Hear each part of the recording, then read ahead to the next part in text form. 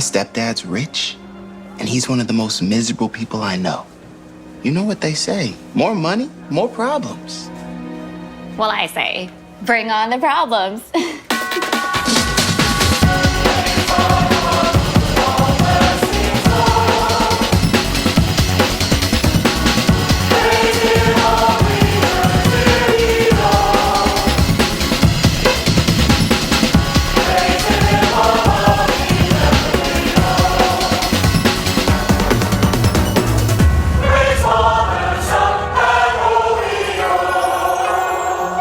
Back, boys Bible study fans. We are here again for another free episode. Hey Dhar Mann fam, I hope you love that message. Please remember, we're not just telling stories, we're changing lives. It's Ash. I'm here with... So you see, I'm his co-host, Julian. Yeah, well, you may have already guessed from looking at the title to this episode. We are back with part 2 in our coverage of the world's favorite morality play, right? Morality play, right? Does he write all these himself? I doubt it. I bet there are similarly underpaid, writers and production people who I would assume are similarly exploited. I'm going to check just real quick. Okay, here's a video. Millionaire lives like a beggar. What happens next is shocking. Yeah. Let's see if we have any. Okay. Credits. I know there's no credits in the video. There's credits in the info. Okay. Oh, interesting. Here's a big bombshell. Really? Writers, okay, executive producer, Dhar Mann. Idea, Greg Ernstrom and Ruben Ortiz. Writer, Greg Ernstrom and Ruben Ortiz. What are they up to? They're like the Joe Esterhaaz of, YouTube videos about fat shaming. Greg Ernstrom. They're like the George and Ira Gershwin of making fun of a guy with Down syndrome on the plane. He had a panic attack while he was taking his LSAT, and since then, that was 15 years ago, and that was his story of being a screenwriter. What? He is a screenwriter, story fixer at Paramount Pictures. I had a panic attack while watching one of his video ideas. Okay, let's see here. His credits, he was additional crew on Cloverfield, additional crew on Star Trek 2009, and a writer on a animated show called Motor City from 2012 to 2013 for 14 episodes. They actually based the Ferengis on him. And a writer on the Carmen Sandiego animated series from that's 2019 to 2021. There was a Carmen Sandiego series in 2019? Yeah, so Wow, they are trolling bottom of the barrel IP here. No offense to my girl. Really Carmen. doesn't have... That's it. Like his that's the long and short of his experience. Yeah, he was a staff writer at DHX Media, which looks like a Disney thing. Okay. Writer's assistant, nothing wrong with that. Yeah, looks like he has been a writer at Paramount Pictures full time from 2022 to 2023 for 5 months. That was his last job. So, I wonder if there was anything happening in the past several months that maybe would keep somebody who is a staff writer at a big production company, like maybe he shouldn't be writing Dhar Mann videos. Yeah, that's interesting. I mean, the whole new media thing, it's just like, it doesn't seem to be contained by any like category. Why Dhar Mann videos could be made during COVID, as we found out, things like that. We should back up a bit and get back into Dhar Mann.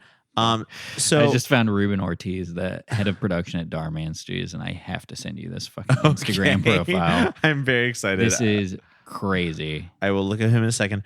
But just to get into the show topic for today, Of course, We Are Boys Bible Study. We're back. In 2021, we did a bonus episode, Julian and I, uncovering the videos of Dhar Mann. I say uncovering, granted, these were some of the most popular YouTube videos at the time. So, we were doing the typical millennial thing of being like, does anyone know about this? Yeah. It's like literally the most popular piece of media. To be fair, there was a dearth of discourse. A Darth man. Father rejects his son. Lives to regret it. Lives to regret it. There was a dearth of discourse. There was a dearth of discourse. Yeah. Yeah. We were filling a hole. Yeah. So, we weren't the only people talking about it, but it really was we found maybe one other podcast that was talking about it. I know. And a lot of our suspicions about Dhar Mann Studios, which, we're mostly judging a book by its cover on the way things looked, the tone of everything, some facts we gleaned. I listened back to that episode, which, if I think about it, if I'm smart, I was actually going to unlock that episode midweek this week. Oh yeah. It's from 2021, so people can hear part 1 of the installment where we really get into Dhar's early life that we know of, his background, some stuff that's not necessarily worth retreading, but it's pretty interesting. But this is to say that in 2021, when we were recording this, Dhar Mann was on top of YouTube. Basically, this is before Mr. Beast, if I'm not mistaken. Now Mr. Beast is far and ahead, I believe, the most popular, or high up there. But anyway, we had to just really go on suspicions. And I remember a big chunk of the episode was us we were literally reading Glassdoor reviews of Dhar Mann and being something is not right about this place, but we couldn't find any material. And of course, we mostly focused on our thesis of how, although Dhar Mann is not Christian, there is something extremely Christian film-like about his channel. Yes. That really drew us to him. And I think one of the smarter things we said on that episode was how you and I both agreed that, well, smart is subjective. You and I both agreed that we are both really obsessed with artists who have a very rigid point of view and insist on subjecting the world to that point of view. Yeah. That's just something that you and I personally find very interesting, and that's why we like watching Christian films and we like watching Dhar Mann videos. I don't like talking to these kinds of people, but I love watching their creative output where it feels like present any topic to this person and they will have a solid opinion on what it is. Any controversial, not controversial, they just know what they want and they know what the world should be like. Yes. And I don't know. It's just not somebody who says Dhar Mann is not somebody who says well, I could see it both ways. No, God, no. Yeah. Although, or say, I don't know. That absolutely never. I like artists who are not afraid to say, or who will never say, I don't know. Yep. If you don't know, you're not paying attention. But I will say, stepping aside for a moment, I am disappointed with the rise in quality, but diminishing in values, I guess, that I see in Dhar Mann's newest videos.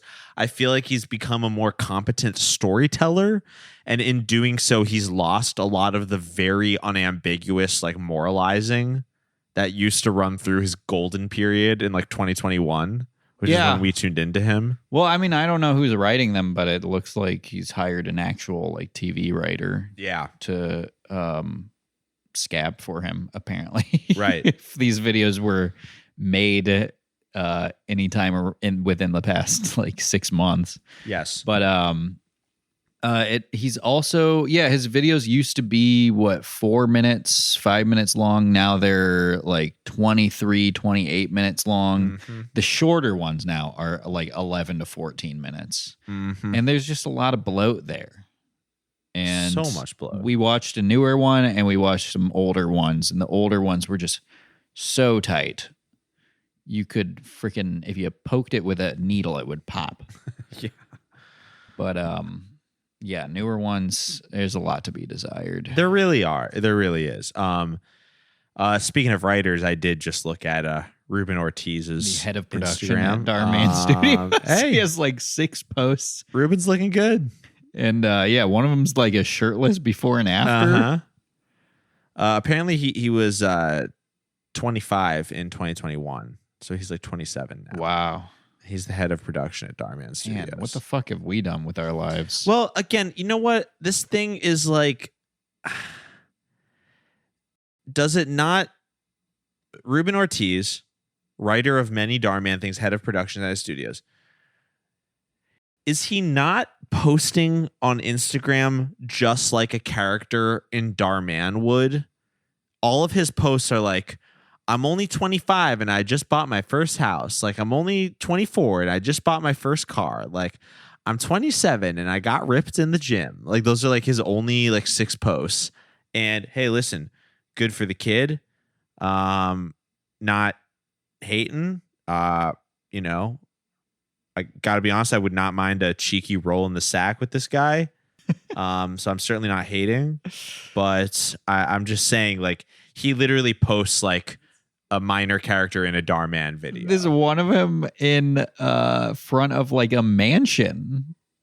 Turned 26 today and got a new place a few months ago. It was always a dream of mine to provide a home like this for my family and for myself. Okay. This house is crazy for a fucking 26-year-old. Okay. Yes. How many times in Dhar Mann videos over the years have you seen a video where a character says, like, to another character, check out my new place. Like, can't believe I made my dream a reality. And then like another character walks in and is like, actually, your dad rents this place from me. And you're telling me Ruben is writing all these videos? Oh, God. I mean, writers write what they know. You should know that. Fucking Dhar Mann's right-hand man. Yeah, his right-hand man. Oh, boy. It's just so... There's something fishy going on. I don't know. There's something very weird, and seeing him in front of that house, coupled with the article that we read shortly before watching these videos... There's some shady shit going on in the Dhar Mann world. So, Boys Bible Study Dhar Mann Part 2, first episode, let's be honest, we were being haters. We were being like, something is not right about this place. We think he's a scammer, but we honestly did not have definitive proof. We were mostly just taking cheap shots at him because his videos are hilarious. In February of 2023, I was not paying attention at the time. This news escaped me, although I would have liked to have known it. I guess I wasn't really thinking about Dhar. Your subscription to the WeHo reader had lapsed. Yeah. Yes, it had. But in February of 2023, a bunch of coverage actually came out related specifically to the way Dhar Mann treats his stars, the actors who were very widely seen and celebrated people who, I mean, if you watch Dhar Mann's stuff, even just 5 to 10 of his videos, you immediately pick actors who you're like, oh, I love that guy. Yeah. Or I hate that guy. Yeah. You know? And local publication WeHo Times published my favorite of the coverage that we found in our short research period for this episode. This is an article that we will now read some excerpts of. Hopefully, if I remember, I will link it in the episode description. The article is titled, "The Ending Will Shock You, My Life as a Dhar Mann Actor," written by Michael Vaccaro.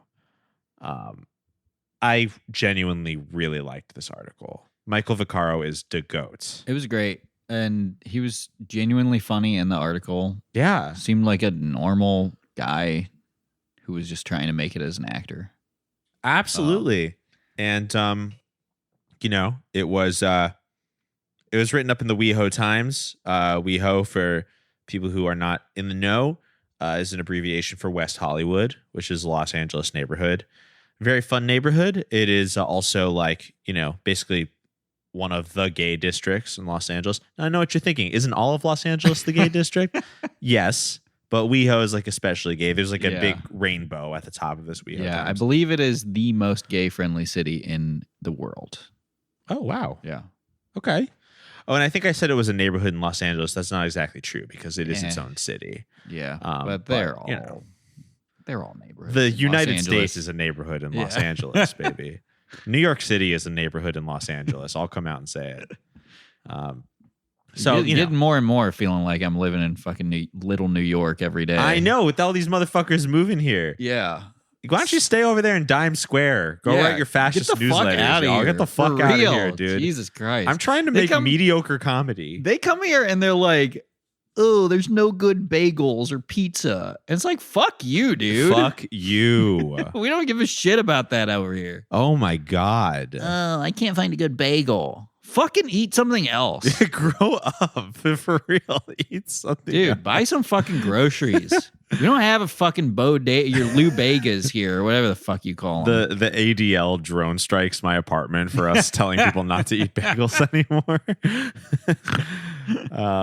But no, I agree. Fucking go to Zanku Chicken, dumbass. God. But no, I don't even want to tell you. You know what? That one's on me. I'm not even telling you where to go. Yeah. The only place you should go If you is see a back fucking to New Yorker York. looking for recommendations in LA, just keep walking. Stonewall them.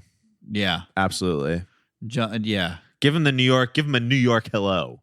Yeah. Oh, you guys should go to you'd love Good Time at Davy Wayne's. Oh, you would love Hollywood and Highland. Yeah. Why don't you go walk around down there? Man. Yeah. Well, anyway, the Michael Vaccaro, an actor who I was not immediately familiar with, but Julian and I refreshed our memory by going back and watching some of his videos in 2020 or 21 era Dhar Mann, which was revealed in the article, by the way, all filmed during COVID. With seemingly no protocols in place. Of course not. Like we watched the airplane one. We'll talk about it more in detail. Yeah. And that was like height of the pandemic. And it is a short that takes place on a tiny plane packed to the brim with people, Right. none of them wearing masks. Right, of course. And, obviously there was probably no precautions because, Dhar Mann, as we have learned, thrives by being basically like a new media production. Yeah. Which is like, if you're not too familiar with the industry, obviously there are lots of protections and precautions in place for filming your favorite movies and television shows. Both non-union and union productions will still have very specific and strict protocols for protecting people in the workplace. New media productions, such as even very successful YouTube channels, do not have to abide by many of these protocols and can basically just elect to pay their cast and crew with whatever means they feel is fit. And it's up to the cast is usually like contractors, as is the case with Dhar Mann actors. So, of course, they can elect to just not do the work. But as Michael Vaccaro writes in the article, it was during COVID. He wasn't sure if he was ever going to act again. He likes acting. He's a natural entertainer. He took the gig. Yeah. And yes, it did appear that they were just filming right smack dab in the middle of COVID. So God bless. If anybody ever like questions the importance of unions, like SAG or the WGA, like just point to Dhar Mann Studios as to why we need these things. Exactly. And listen, I get it. It is annoying to, not get to watch the Drew Barrymore show every day. I get it. But, and let's be honest, some of the writers have really bad Twitter presences. There's no denying this. But the fact is, when you hear about the average Dhar Mann actor's day, it really does put into perspective that it's nice to have the unions trying to regulate and make things good for these entertainers. Michael Vaccaro, love him. Great sense of humor. The article's really funny. Everyone should read it. But let's go through some some highlights of it here. So you can where should we start? The day I like the day rate. Yes, maybe like a quick let me see if I can explanation find of it. He talks the about hourly rate. Yes, this is his depiction of the first time he ever filmed with Dhar Mann. He says, the scene was very easy. I was playing a total asshole. I was sitting in a park. He forgot to end the sentence there. That was funny. No editors at the WeHo Times. And some woman with a baby sat down next to me on the bench, and the baby starts to cry. I said a couple of lines. I don't remember what they were, but it was something like, hey, shut that baby up. You're ruining my quiet time.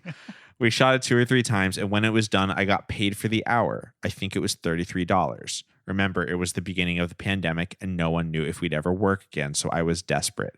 That was it. I got my ass on a bus, making myself as small as possible, trying not to breathe. I went home to my apartment in West Hollywood. I had no idea who these people were or what they were going to use it for, and I didn't care. So a couple things to note there. He's paying actors by the hour. Yeah. Okay. $33 an hour could sound like a good deal. Yeah. To a lot of people. But this guy worked one day traveling to God knows where by bus in LA. Right. In the middle of the pandemic to work 1 hour and then travel back. Right. Nothing paid for except for the hour that he is on set. Right. And now if you work by comparison as a background actor in Los Angeles, background actor is a nice word for extra, really. A lot of times when you do that, I've done this when I was broke when I first moved to LA. I actually did that work, as many of my friends have also done. Now, that will frequently be non-union. So it's not like you get an extravagant salary for doing that.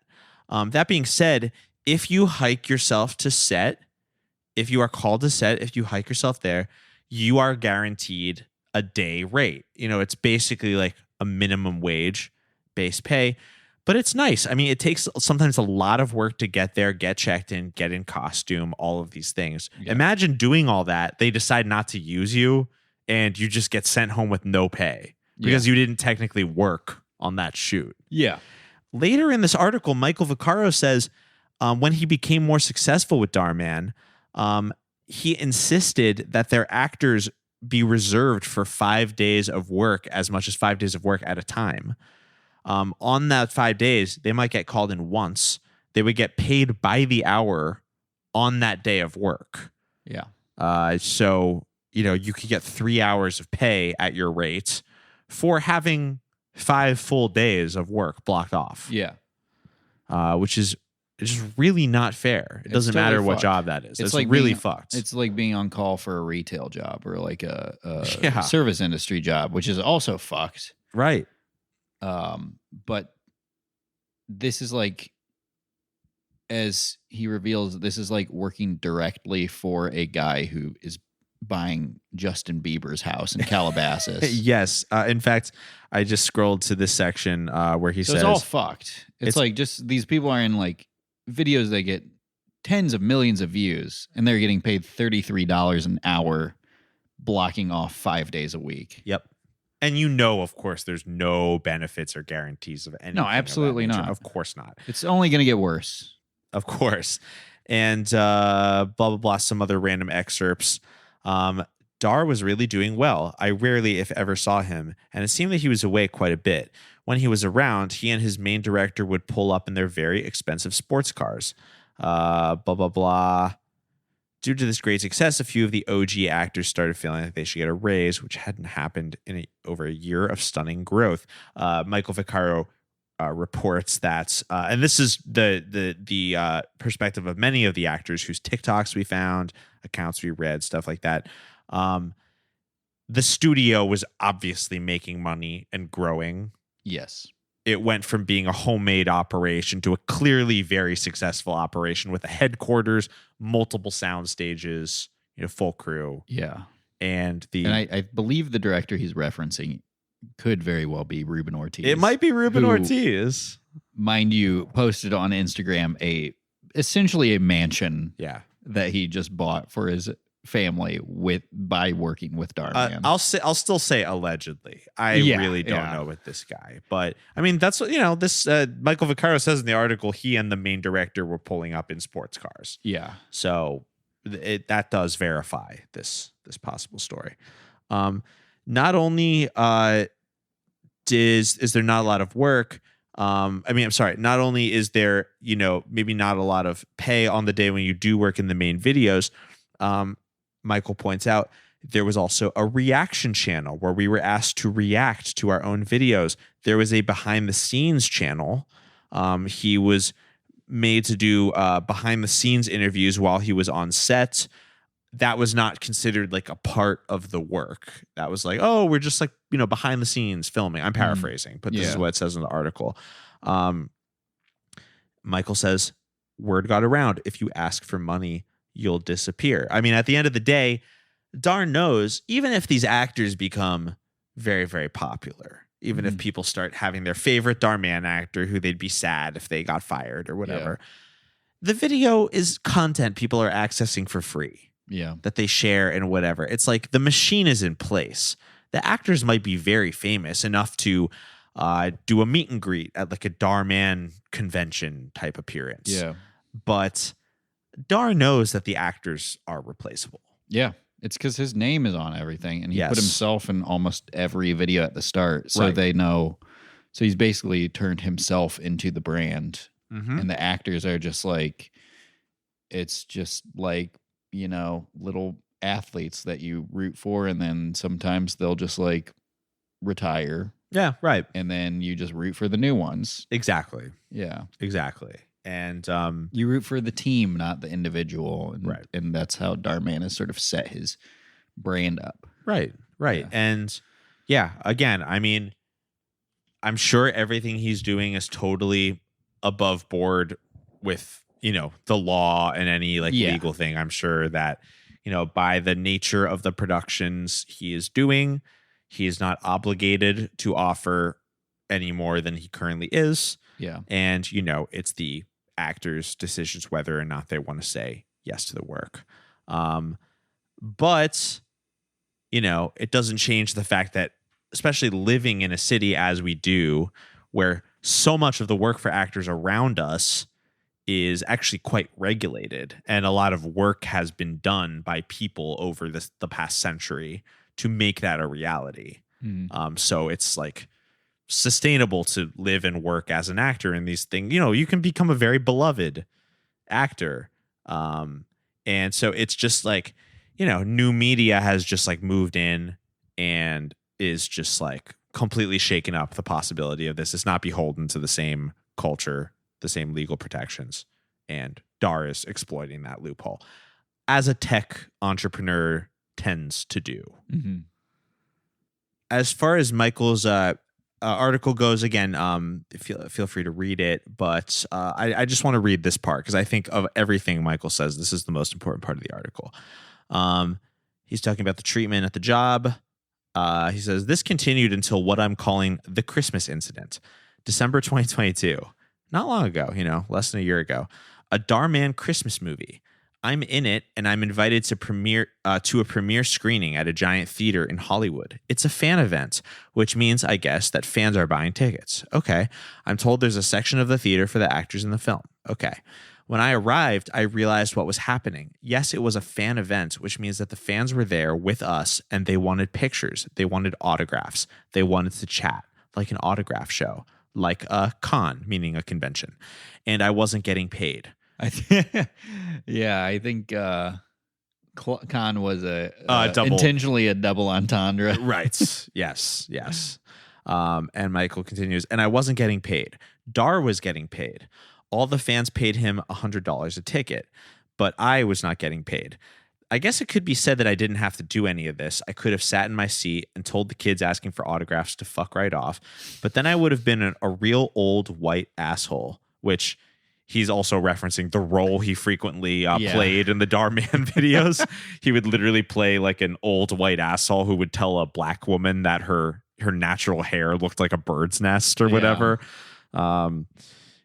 He says, the whole night left such a bad taste in my mouth. I couldn't suck it up this time. I felt really played, and a bunch of other actors did as well. This is where the seed was planted. We figured we'd just have a sit down with Dhar and clear some things up. This is a bulleted list. If there's a fan event in the future, we'd like to be paid for it. You're making millions of dollars off of our videos, and people seem to be watching them because they like us, so we'd like to get residuals or some kind of buyout. When you contact us about a job and ask us to keep 5 days open, we say yes and turn down other work because we're committed to you. But then when it turns out you're only using us for one of those days, we'd like to get paid for those 5 days because I can't afford to lose work. That only seems fair. We'd like a day rate instead of getting paid hourly, blah, blah, blah.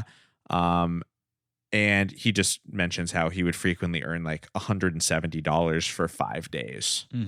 Of work as a very popular actor on a show that is perpetually accumulating millions of dollars in ad revenue. Yeah. So that's the most important part of Michael's article.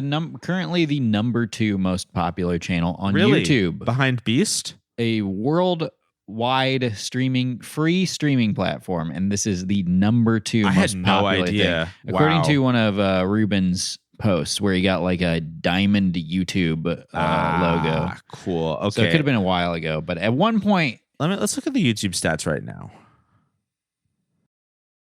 I hope Mr. Beast is beating their asses. I love Mr. Beast. how do you see like most popular? I'm looking it up right now. I know YouTube has an official 19 million subscribers.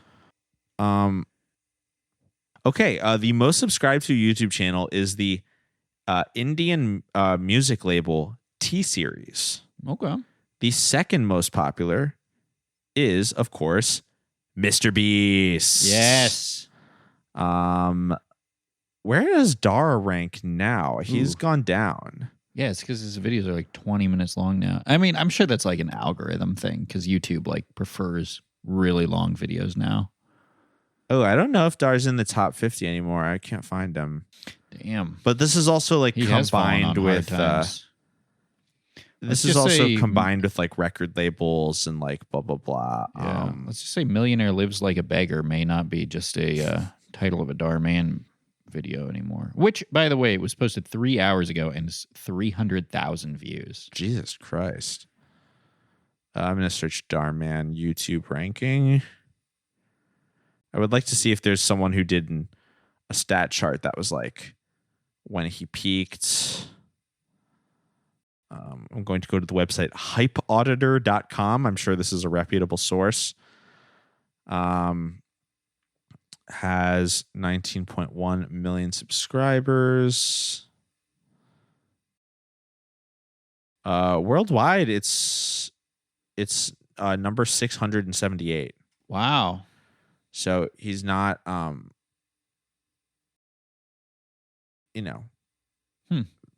in the top 50. I mean, I'm sure that's, this is going up against like K-pop stars and like blah, blah, blah. That's still extremely impressive. But Okay. I don't know where that number post- 2 is coming from. Yeah, it says from 2022, they had the number 2 channel on YouTube as well as 10 million sub play button, which is the award that he got. So Okay.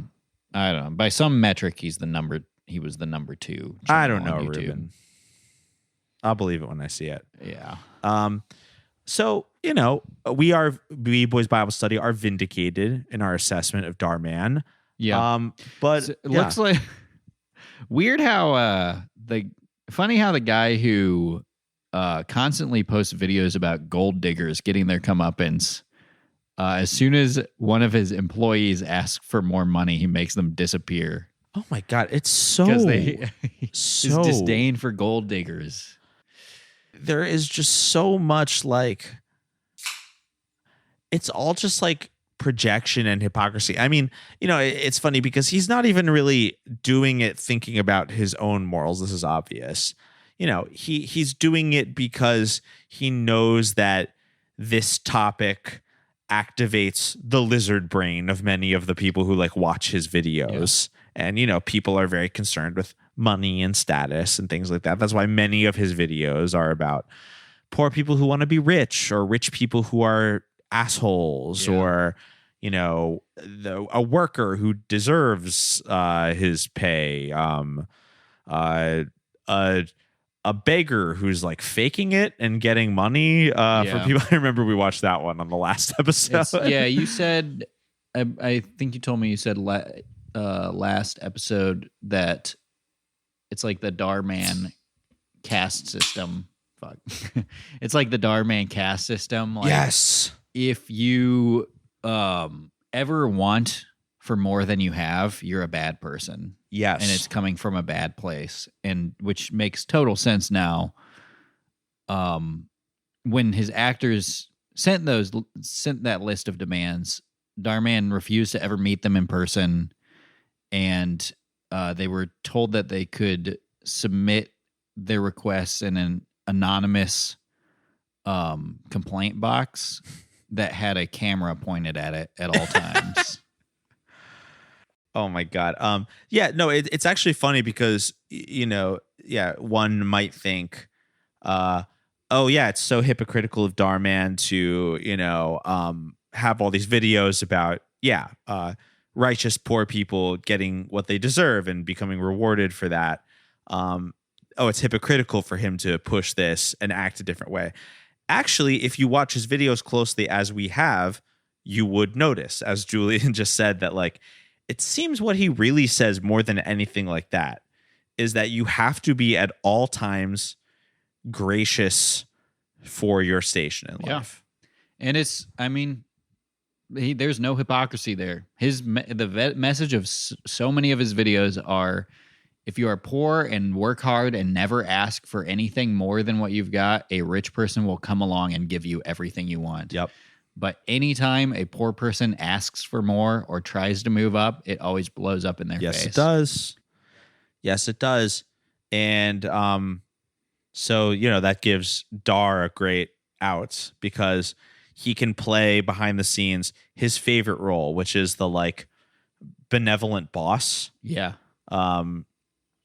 But he never has to follow through on anything the fictitious benevolent boss does. Yeah. Because he's created his own moral setup in his mind where, if you yourself demand that, then you are out of hand.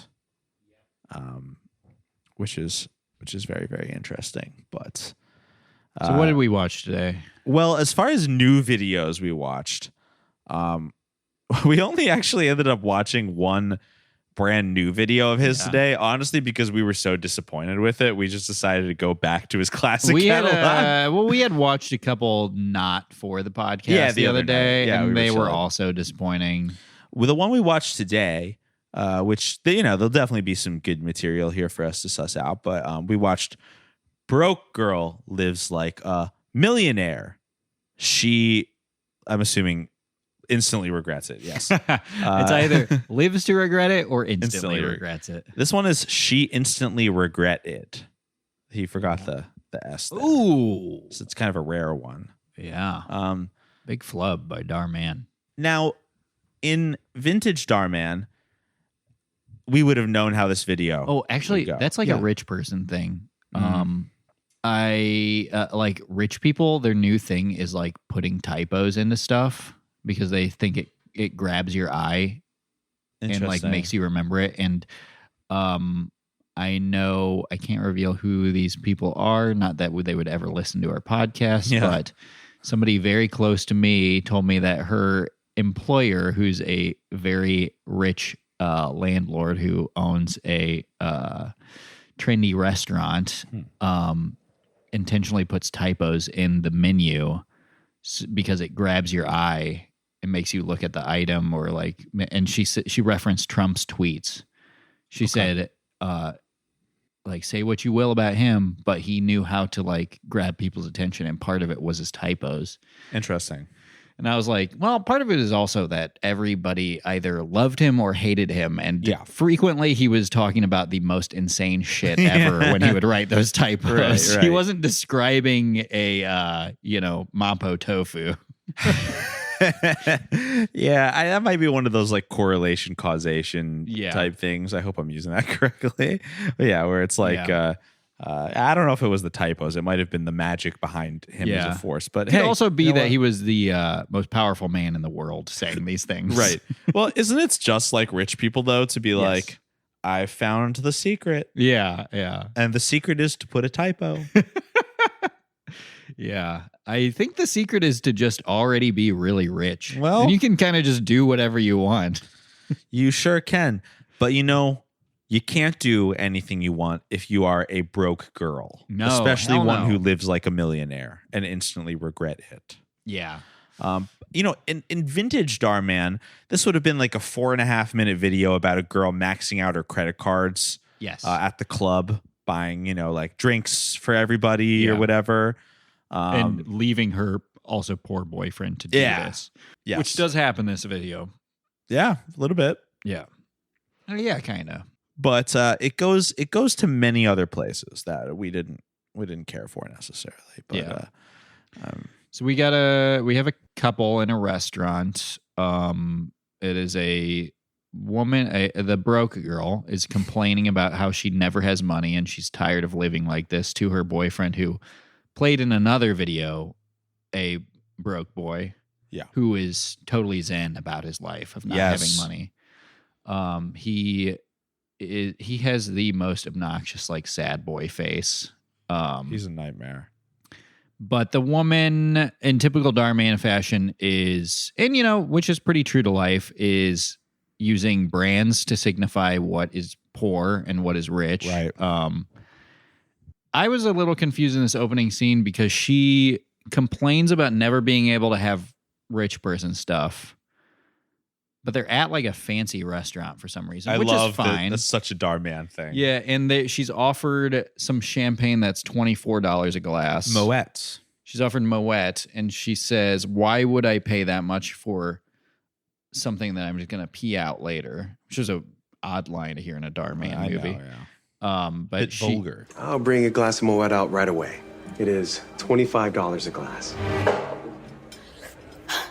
$25 for some liquid that I'm just gonna pee? We have house champagne that's $4 a glass. She buys the $4 champagne. Which, listen, if there was $4 champagne at some fancy restaurant, why would you even drink water? That's cheaper than the fucking tap water. Yeah. But then she sees other girls drinking that champagne. Yeah. And she's very jealous of them. But by her logic, no matter how much money she has, she wouldn't be paying $24 for something she just is going to pee out later. Right. Very confusing. You're not watching these videos for the rock solid plot. No. But yes, the other girls, they have Chanel bags. Yeah. Okay, they have Birkin bags. And they're drinking Moet. They drink not one bottle of Moet, but two. And it's only $150. It's a steal, the Moet. A bottle of Moet. Oh my gosh, I can't believe you ordered another one. Who cares? It's only $150. Oh my gosh, you're so right. $150? I wish I had money like that. And also, and this is very important, the girl's looking for jobs while at the table with her boyfriend, and she scrolls past a job because it's only $16 an hour. And she says, I can't afford my lifestyle on that. And that's a very crucial Dhar. It's like, you're broke, you don't have a job, but you think you're too good for, hate to say it, but 16 is like minimum wage in Los Angeles at this point. Like, with inflation and everything, it's like, you can't, like, that is basically minimum wage here. Dhar Mann, of course, out of touch. Yeah. With reality. Sure. You can't afford any lifestyle at $16 an hour these days. Unfortunately not. So, maybe it was actually an accurate line. It's funny, when I first moved to LA, I worked for like $15 an hour at most of my jobs, and like I made it work. It was really hard, but I made it work. The world's changed. The world's changed. The world has changed, my friend. Yeah. Nowadays, you have to carry wheelbarrows full of money down to the farmer's market to buy your rutabaga. So she finds a listing for a job, executive assistant, $100K a year. Okay. It will be revealed, but she has to work for a nightmare of a rich person. She's an OG Dhar Mann actor. I don't know her name. Yeah. But this woman's been with Dhar Mann since our last episode, for sure. She's good. I like her. Funny how we don't know the names of these people despite them being in the most popular videos on YouTube. Right. Goes to really show you how much he cares about his talent. Yeah, exactly. Or how much we care about these actors. Well, let's be honest.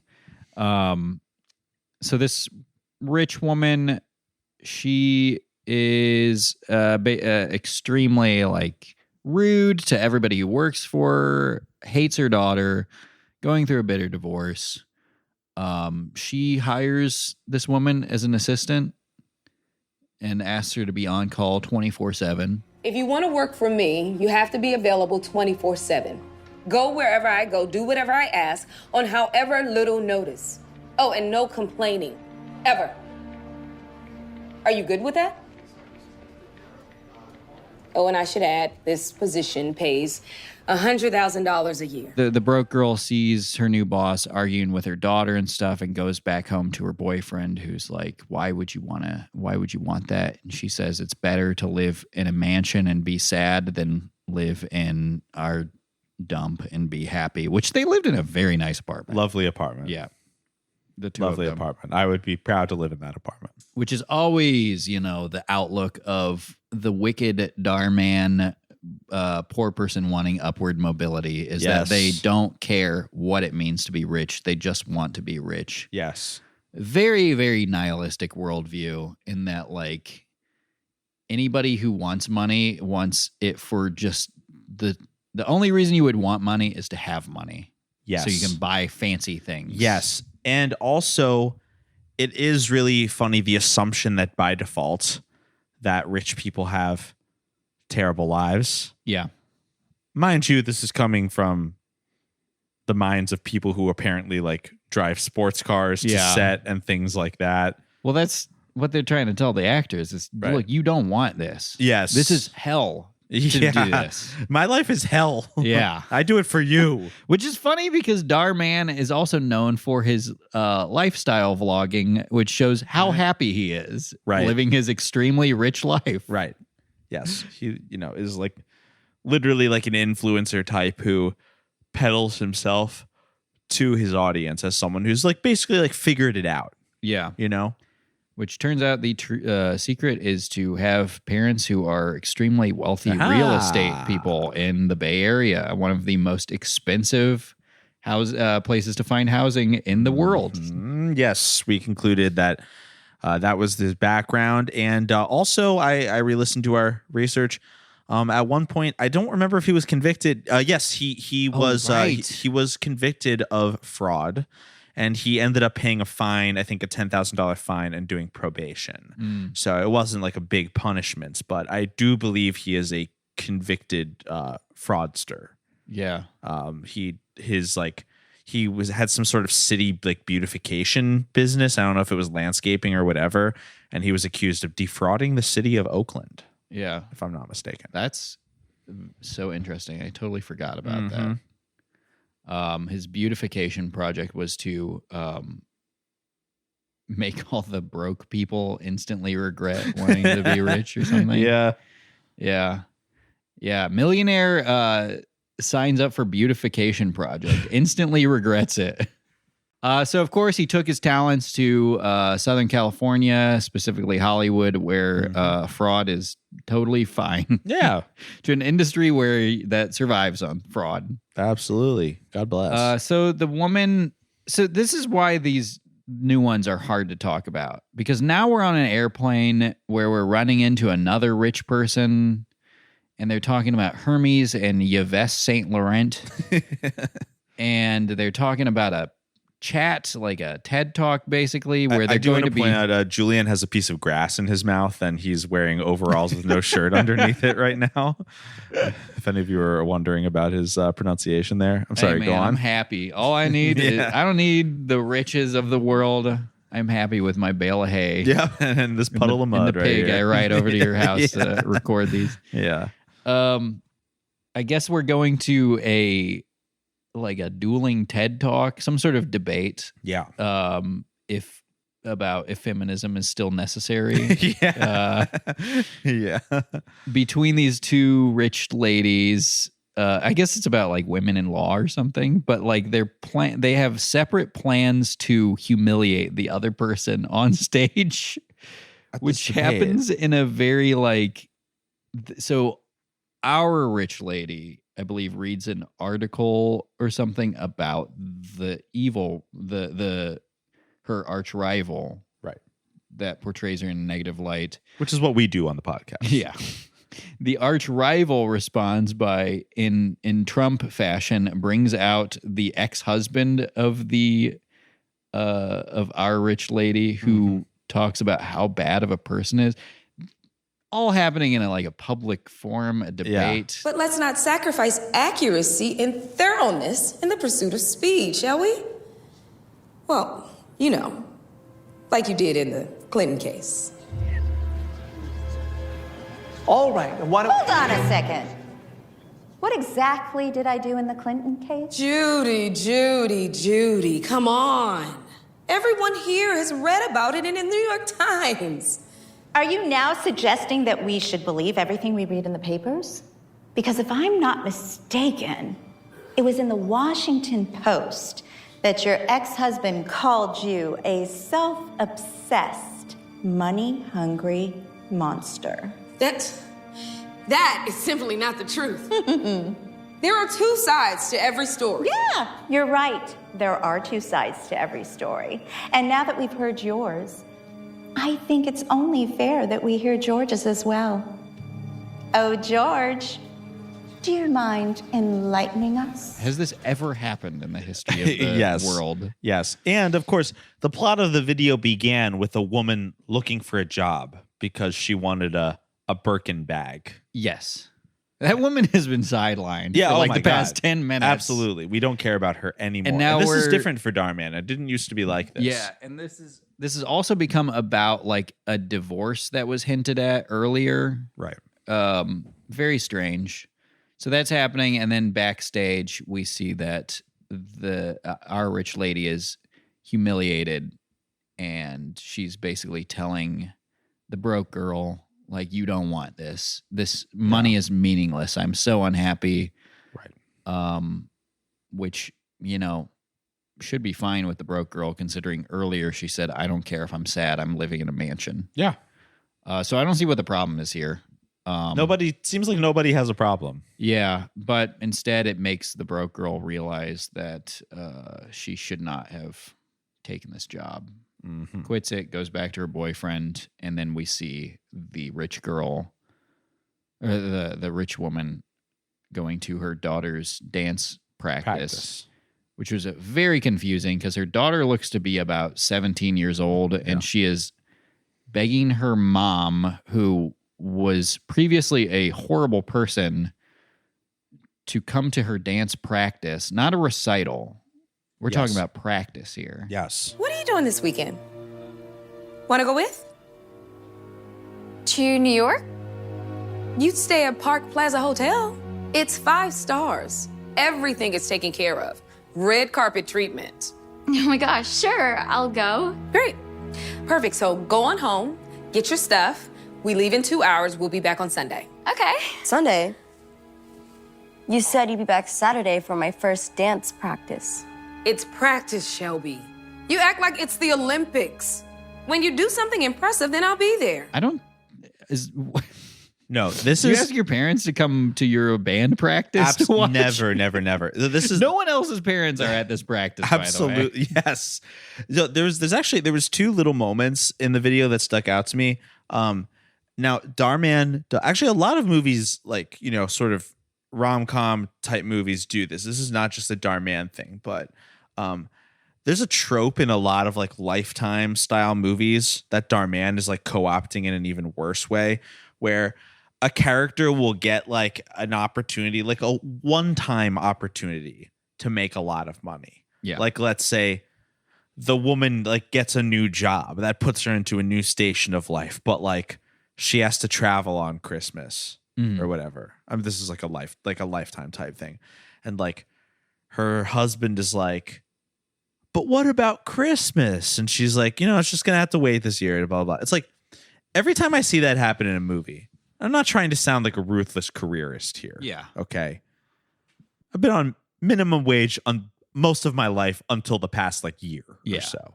Not at all a ruthless careerist here. What I want to say is, can't you be happy with your partner having to work one Christmas? Yeah. Because they've finally got a well-paying job that takes them and helps them achieve their dreams. It's why can't you be happy that your mom puts a really nice roof over your head? She can't come to your dance practice as a 17-year-old young woman. LeBron James comes home from his job interview and says, honey, I was offered a job. And she's like, that's great. It pays 7 figures. Mm-hmm. That's amazing, honey. Who's it with? It's with the NBA. And I've got to work on Christmas. You can't do that. Nope. You can't take it. What's wrong with celebrating on the fucking 24th? Yeah. Or the 26th? It's literally just a day. Obviously, if you're neglecting your family and your partner, that can show in many other behaviors. Usually in these movies, what they're trying to do is show that, but they use this one day Christmas as a metaphor for that. But it's always so funny to me in movies where it's can't you just fucking celebrate your birthday 3 days later when they're back home from the job that's going to make them a lot of money? I don't want to get too personal in my life, but it is such a nightmare to have a family member who is this holiday must be celebrated on this day. I know. Yes. Because now I who live on the other side of the country have to travel during the worst travel time of the year for an event that we could celebrate any point during the year. Isn't your being together the most important thing? Yeah, and the thing is, it's never enjoyable. Enjoyable. Of course not. Because why? Because I don't know. Maybe because I have to travel during the fucking most stressful, expensive time of the year to travel for a fucking dinner. Right. For one dinner, and I'm never asked to come back at any other point during the year. Right. Yeah. Right. I couldn't, I could come back in, I don't know, fucking early August or something. Mm-hmm. This is, it's just such a pet peeve of mine. No, I'm to be right it has to be on this day. Has to or be else on this it's day. not special. It doesn't whatever. That's a fucking construct, man. Yeah. I hate to tell you this.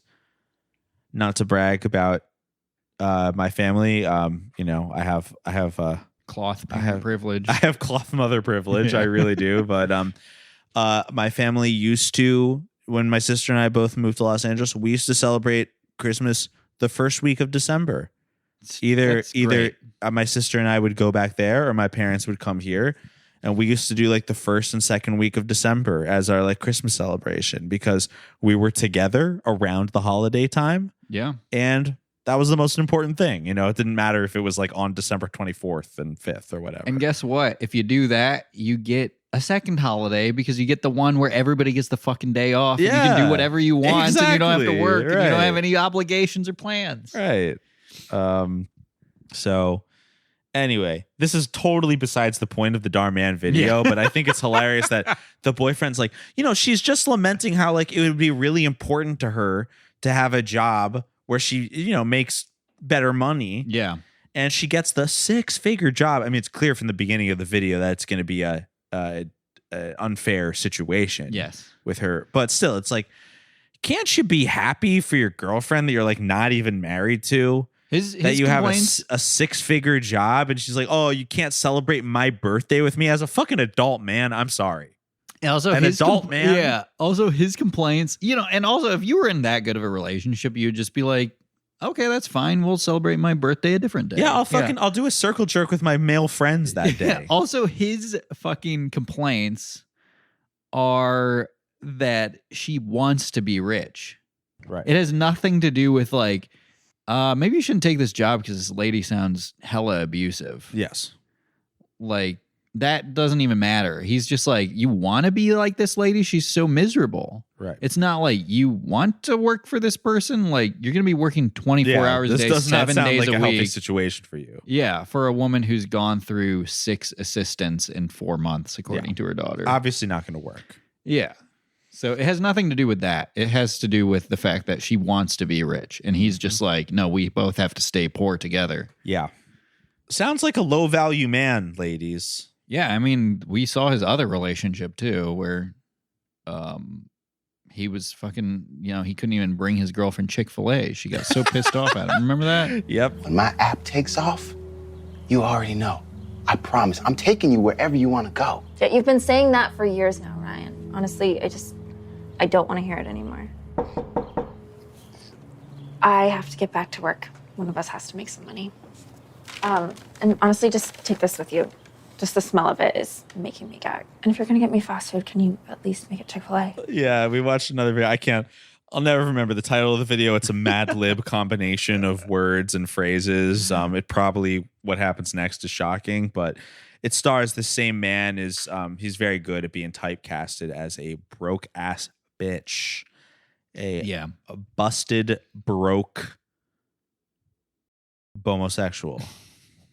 He would not hurt this guy to want to make a little more money because he is fucking pathetic. Like, come on, dude. Like, yeah, money isn't everything, but like, don't bring everybody else down with you. Like, come on. Yeah. Jesus Christ. What else we got here? Is that all we had to say about this? Basically, I mean, we can also add that we did go back after this. We decided, instead of watching 3 more 20-minute long videos that meander through different plots that we don't enjoy, let's go back and watch a bunch of Michael Vaccaro videos from the golden era of Dhar. And we had so much more fun doing that. It's immediately clear that the channel hit their stride in 2021. And I gotta tell you, Michael's like my new favorite Dhar actor. Like, he is so funny. He mostly gets cast. He's like, he seems like, kind of gay, like not like super gay, but he acts in this like flamboyant way that makes him very appropriate to play. He's usually cast as a older rich white man who's a rude asshole, and he plays it with all of the campy gay flamboyance of like a villain in a 1970s movie. Yeah. And the funniest one to me is the one where it's like rude fashion CEO, makes fun of models because rude CEO fat shames beauty model, where he comes into work and there's a line of models waiting for their casting, and he was just like, "Where are the models? This won't do. Look at her head. It's a rat's nest. And this lady, what is she going to play? An elephant?" I asked for models, not for a bunch of randos from off the street. I know they're not your typical models, but being different is what makes them so beautiful. No. Live Glam is one of our most important clients, and I cannot present these models to them. I mean, look at this one. Look, her hair is like a rat's nest. And this one, you might as well have hired an elephant. And this one, I don't even know what to say about this one.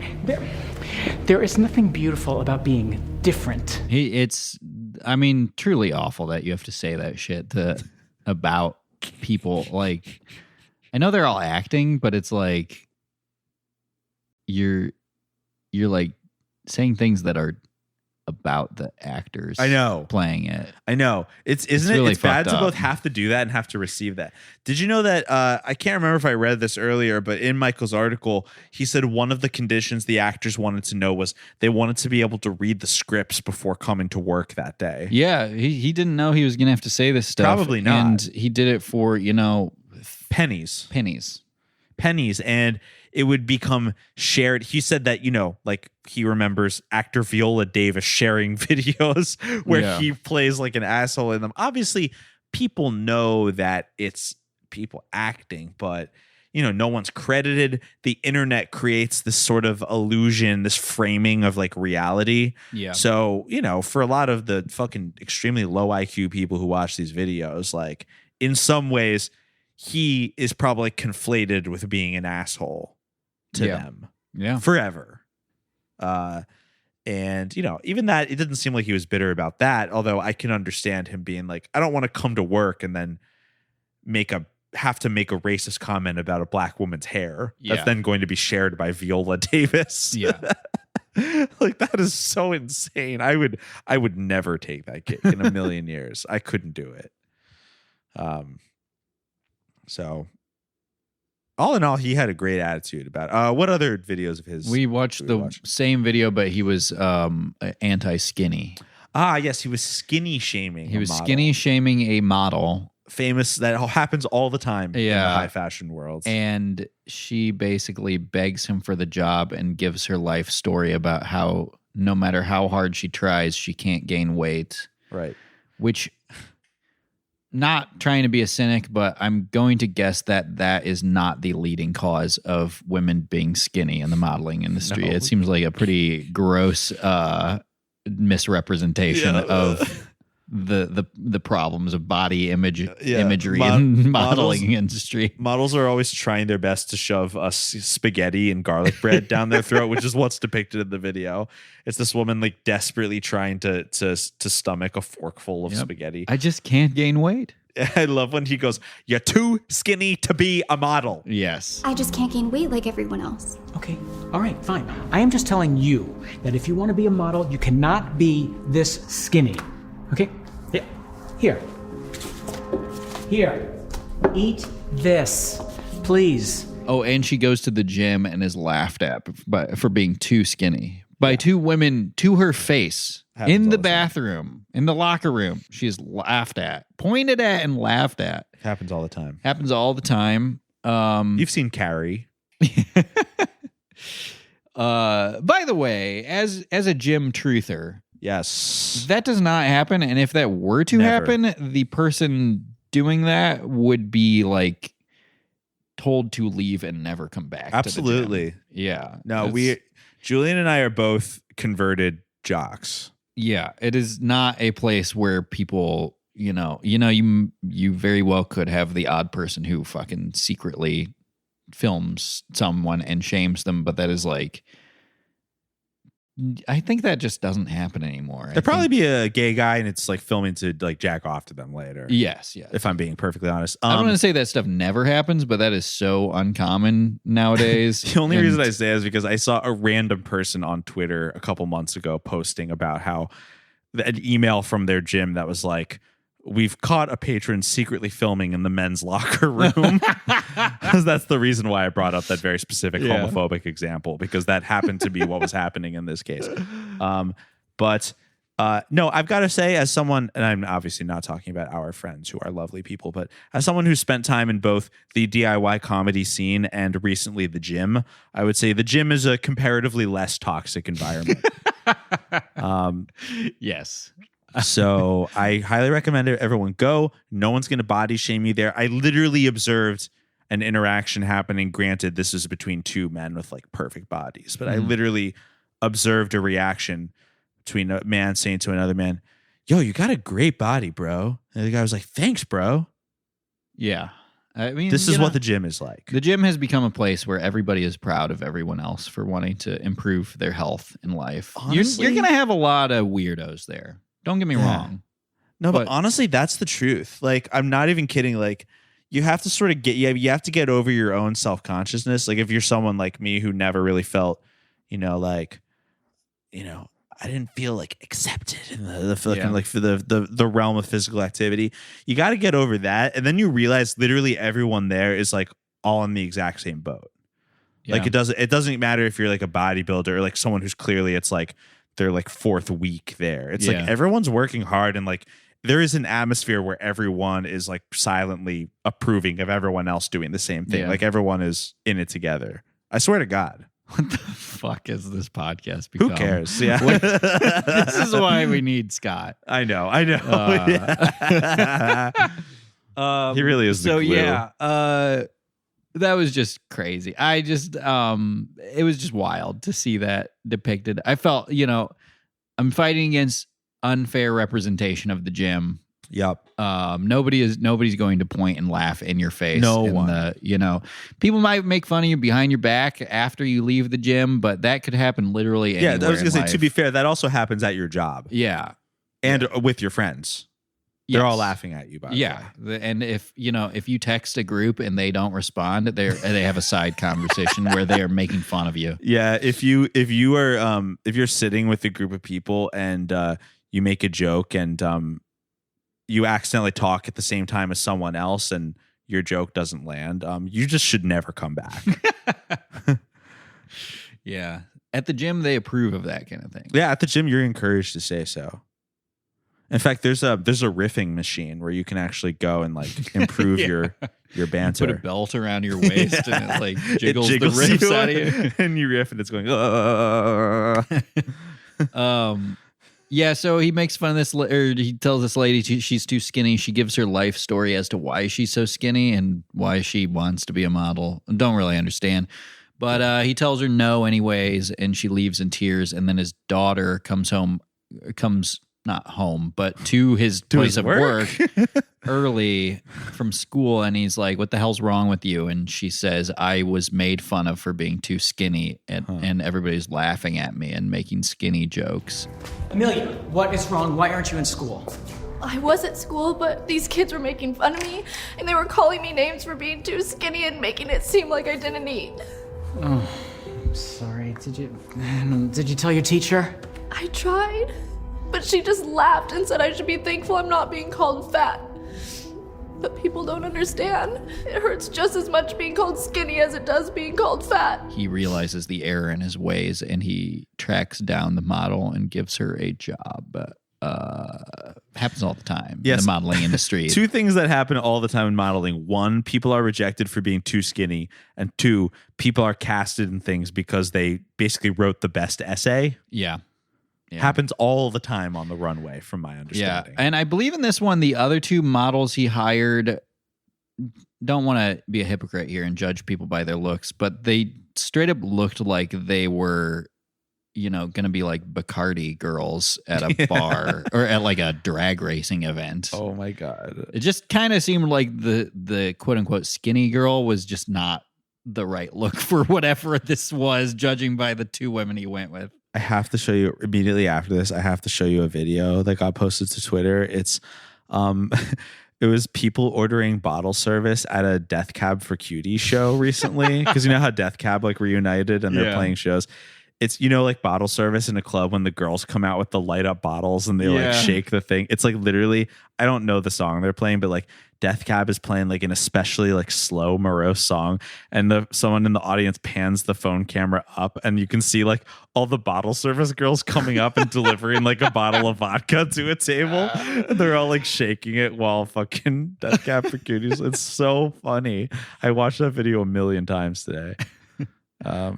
Yeah, these girls they're about to be bottle service girls at a Death Cab for Cutie show. Yeah.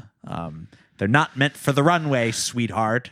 The same guy, we saw him in another video. This is the one that was shared by Viola Davis, which was man is angry about sitting next to someone on an airplane, lives to regret it. Yeah. Angry specifically about sitting next to a person with Down syndrome on the plane. Yeah, who is, I guess, overly friendly.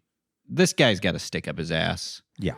And he gets water spilled on his pants, which, it's just water.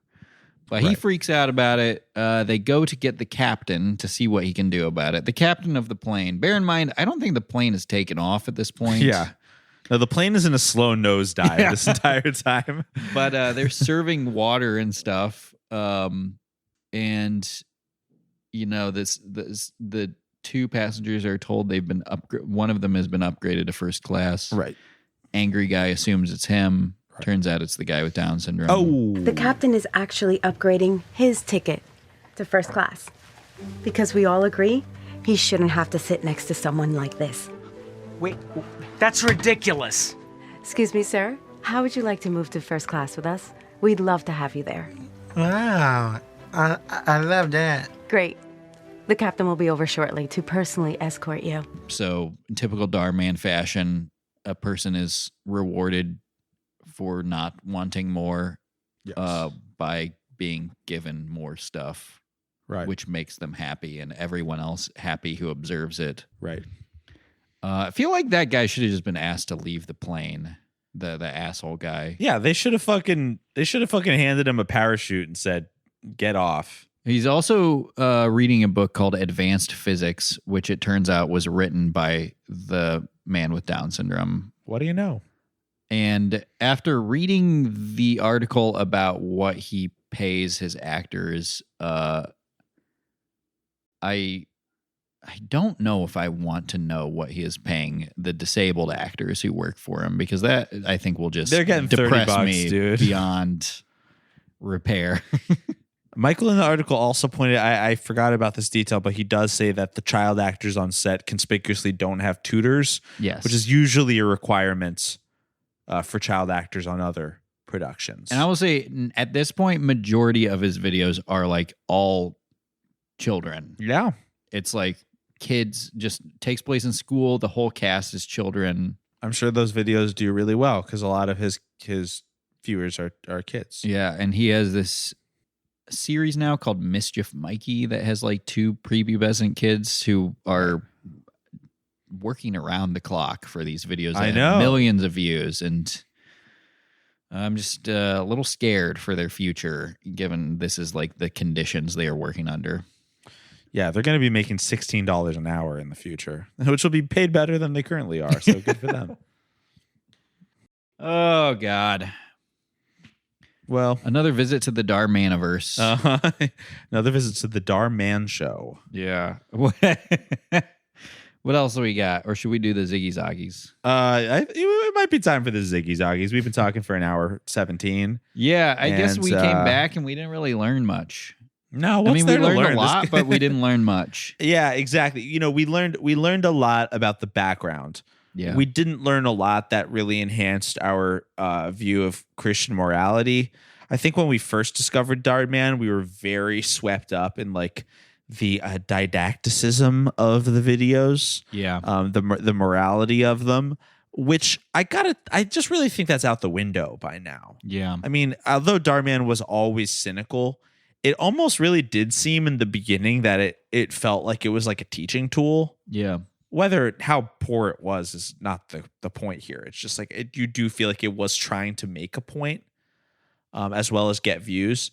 Now it really just feels like bad TV shows that feel like they were written with ChatGPT, but were probably actually written by a muscular 27-year-old named Ruben.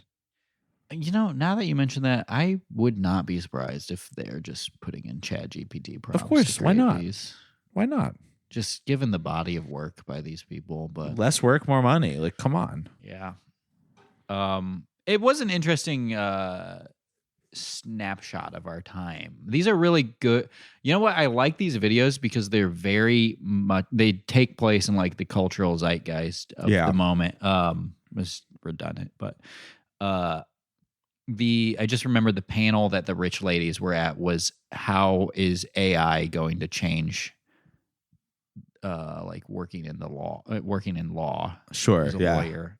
And it's just really funny to like, they're always talking about, you know, iPhone 15s, Apple Vision Pro. The Vision Pro is a big AI, motif. It's always whatever is like the new thing. Right. Which I think is really cool. In some ways, it's like the branding and stuff really feels like, I mean, this is how people talk in real life. So in some ways, you know, it's pretty good writing, even though it's terrible. Yeah. I don't know. It fucking sucks. I'm just grasping for No, straws we're here. being very generous as usual. Some could say God is the worst writer of them all. Yeah. Because I got to say, I look around me, the writing isn't very good. No. What's happening? That's why we need to go on strike. I agree. Humanity needs to go on strike. I agree. That's a funny concept, actually. I know. I shouldn't have said that on I here. know. Yeah. Humans going on strike against God for better conditions. That's funny. Yeah. That's okay. I think we got ourselves an idea for something. Do you think the Great Flood was just covering that up? in Noah's time? Do you think that humans were going to unionize? Maybe. I mean, we were, chilling with the Nephilim, who were very powerful. You're right. And so it's like when the FBI started assassinating all like the Black Panther people because they were like, we're going to teach the poor white people our socialist values, and we're going to like teach them. They started like sort of organizing like oppressed Black people and the poor and the oppressed white people. Yeah. And as soon as that started happening, that's when the FBI started. Like, we got to step in. Yeah. So maybe you're onto something here. As soon as the humans started working with the Nephilim, who were half human, half angel, or thereabouts, that's when he caused the flood, or she caused the flood, or they. If the Nephilim had a YouTube channel, all this shit would have been avoided. Yeah. Nephilim YouTube channel, Dhar Nephilim would be about humans like wanting to be angels. Yeah. And as soon as they become angels, their lives are just terrible. Human flies close to the sun, instantly regrets it. Yeah. Meanwhile, the human who's like, no, you should just stay on Earth and be a human. Then God is like, you are now a saint. Wow. You're the patron saint of patience, and you will live in heaven alongside me all the time because you knew your place. Wow. Yeah. Man makes fun of neighbor for building ark. Lives to regret. Lives to regret it. Man betrays Jesus. Instantly regrets it. Man lies with other man. What happens next is shocking. Well, woman eats from the forbidden fruit. Lives to regret it. You will never.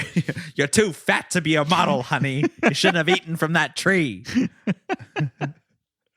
That's Adam. What if Adam was a gay guy? That'd be awesome. Oh man, if Adam was a gay guy, we would not be here right now. Yeah.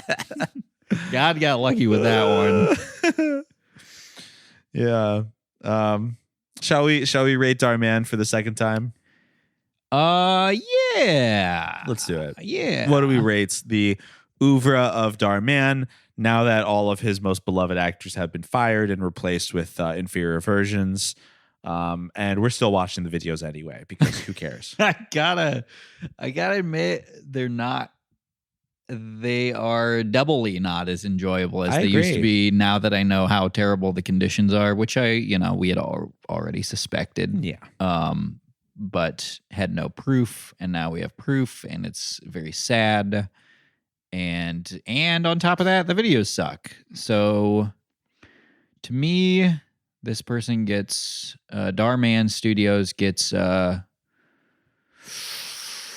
40 days and 40 nights out of 40 days and 40 nights of the flood. To cleanse the earth of greedy actors asking for more money. A perfect score for an imperfect world. Wow. That's frankly beautiful.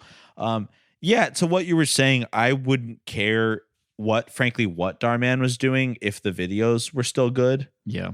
But since the videos are bad, I have no choice but to speak up and say that Dhar Mann is an evil and unethical person. Yeah. Remember when we had the lemon stealing whores? we referenced that on the previous Dhar Mann episode. Yeah, because our favorite Dhar Mann video of all time is the one where the workers are stealing the lemons. Literally, the family-friendly version of lemon stealing whores. Yeah, it's really, I can't believe he did that. That was when he was in his heyday. Yes. Oh my God, he was so inspired then. Yes. But he was stealing plots from pornos. He really was. And turning them into morality tales. He really was. That is like legitimately genius. Yeah. Unfortunately, not the case nowadays, but what the hell? I still think it's perfect. I'm going to give it 2 out of 2 bottles of Moet. Yeah, Here come the bottle service girls. Yeah, it's the podcast. We're recording a podcast and like 6 girls in like light up tassel coats. What's the club in Hollywood? O2 or something? I'm actually not familiar. Oh, that's the big like I think like Drake and Kanye go there. Oh, okay. I'm not familiar. I went to a club called Academy, which is like an EDM club. I went with Tom and Woodrow to see the DJ Paul Van Dyke. And it was my first time really going to a club where their bottle service was happening. Yeah. And it was really funny to observe. Like, I mean, this time there was dance music happening, so it was totally fitting to have bottle service girls coming in and out. But I'll never forget, we zoned out. We're just enjoying the set. And like 2 hours later, like I remember before the set, there was this like whole group in bottle service and they were just having a good time drinking. 2 hours later, I looked to my right again at this like group that was having in the VIP section getting bottle service. I'm not kidding. There was like a man passed out, another man like looking really sad, a woman crying. There was puddles of liquid everywhere. Yeah. It was like somehow during this 2 hour long DJ set, like a group of 12 people's night just unraveled in bottle service. It was so funny. Well, anyways, thank you all for listening to Boys Bible Study. Go to boysbiblestudy.com to subscribe to our free content. And if you like what we do, please go to patreon.com/boysbiblestudy to subscribe to our bonus episodes. We want to thank our patron saints at the $20 tier of our Patreon. We shout them out on every episode. Nicole, Marissa, Jeff, Kara, and Rhett. Thank you so much. Our outro music is Oh My God by Mary.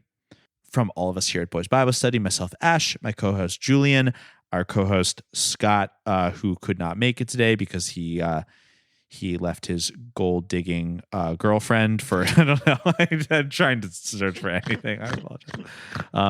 He left his gold-digging podcast host and he got a new job as an executive assistant. He will live to regret this. Mark my words. He sure will. We would like to say, peace be with you. And so you see, also with you. Forgive me, Father, for I have sinned.